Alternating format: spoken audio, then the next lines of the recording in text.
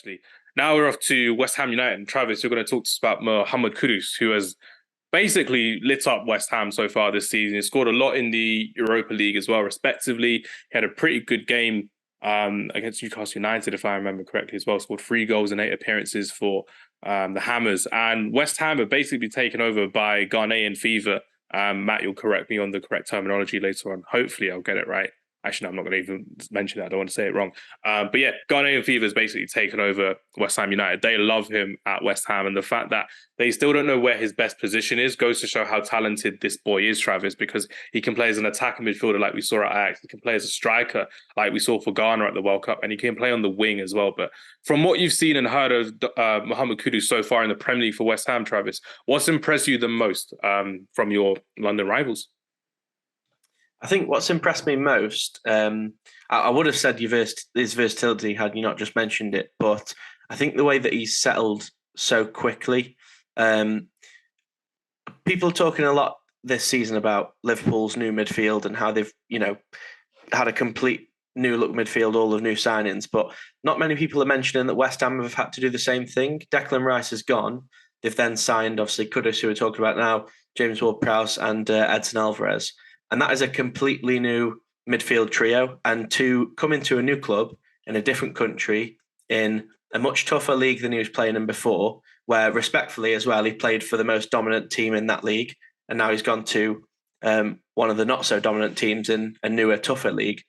To have all those circumstances and to still come in and hit the ground running like he has done with 3 goals in 8 games is very, very impressive. And there's not many players who can come to the Premier League and just make an instant impact, especially from Holland as well, because the step up is just so high.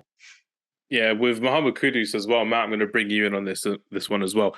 When you see someone who's so versatile and so fast and so aggressive with his play, you would normally forget about it. A lot of people would forget about how technical he is on the ball, how he can dribble with the ball, how he can take on a defender from a standing position as well. Have you seen a profile of player like Mohammed Kudus so far in the Premier League? And if we have, we kind of need more of it personally, because I love watching him play, and I think he's going to be a fantastic addition to the Premier League going forward this season. What do you think, Matt?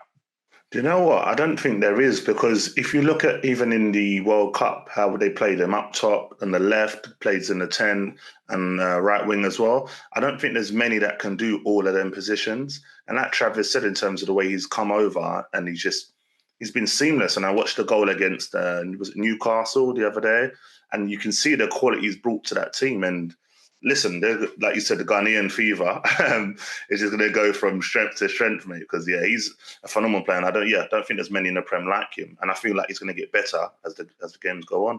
Yeah, unfortunately for West Ham fans, a lot of their players then get linked to bigger clubs respectively as well. So maybe Mohammed Kudus can stick under the radar, because you never really see it anymore when you see someone who's so good at dribbling consistently on both sides of the foot as well, because he can go outside and inside from the left foot.